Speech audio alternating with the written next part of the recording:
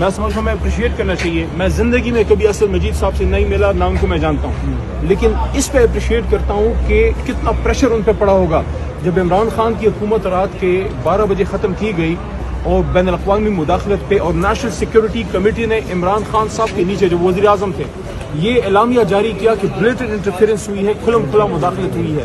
تو اس کی توثیق شہباز شریف صاحب جو وزیر اعظم تھے اس نیشنل سیکیورٹی کمیٹی نے بھی کی. اب آپ سوچئے کہ اسد مجید صاحب پہ شہباز شریف صاحب کی وزارت عظمیٰ میں کتنا پریشر پڑا ہوگا اس بیوروکریٹ پہ، اس ڈپلومیٹ پہ.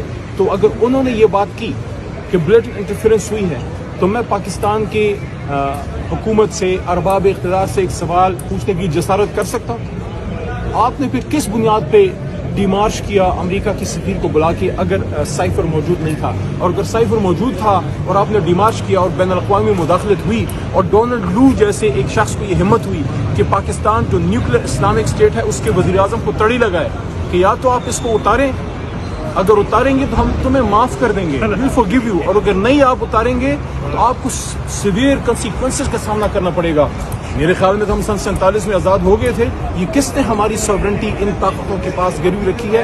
یہی وہ نقطہ ہے جس پہ عمران خان پابند سلاسل ہے، کیونکہ وہ مرد حر ہے اور وہ کہتا ہے کہ کہتا ہوں وہی بات سمجھتا ہوں جسے میں زہر ہلاہل کو کبھی کہہ نہ سکا تنگ، اپنے بھی خفا مجھ سے ہیں بیگانے بھی نہ ہوش. سر حکومت کے خلاف چل رہی ہے، کب تک فیصلہ آنے کا امکان ہے؟ بہت جلد انشاءاللہ.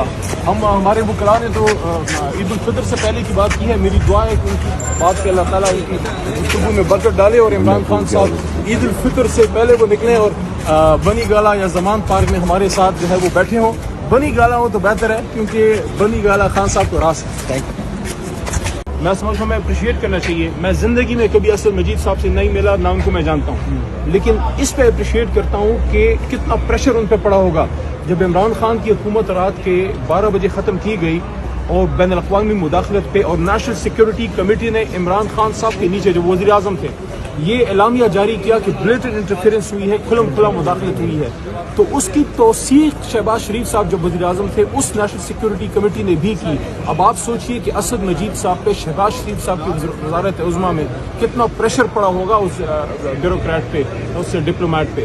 تو اگر انہوں نے یہ بات کی کہ بلیٹنٹ انٹرفیئرنس ہوئی ہے تو میں پاکستان کی حکومت سے، ارباب اقتدار سے ایک سوال پوچھنے کی جسارت کر سکتا ہوں.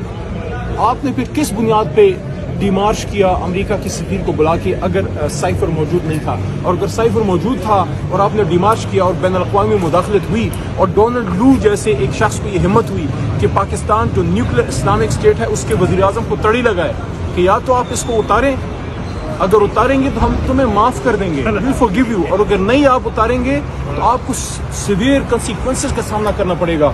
میرے خیال میں تو ہم سن 47 میں آزاد ہو گئے تھے. یہ کس نے ہماری سوورنٹی ان طاقتوں کے پاس گروی رکھی ہے؟ یہی وہ نقطہ ہے جس پہ عمران خان پابند سلاسل ہے، کیونکہ وہ مرد حر ہے اور وہ کہتا ہے کہ کہتا ہوں وہی بات سمجھتا ہوں جسے میں زہر ہلاہل کو کبھی کہہ نہ سکا تنگ، اپنے بھی خفا مجھ سے ہیں بیگانے بھی نہ ہوش. سر حکومت کے خلاف چل رہی ہے، کب تک فیصلہ آنے کا امکان ہے؟ بہت جلد انشاءاللہ. ہمارے وکلاء نے تو عید الفطر سے پہلے کی بات کی ہے. میری دعا ہے کہ ان کی بات پہ اللہ تعالیٰ ان کی گفتگو میں برکت ڈالے اور عمران خان صاحب عید الفطر سے پہلے وہ نکلیں اور بنی گالا یا زمان پارک میں ہمارے ساتھ جو ہے وہ بیٹھے ہوں. بنی گالا ہو تو بہتر ہے کیونکہ بنی گالا خان صاحب کو راس ہے.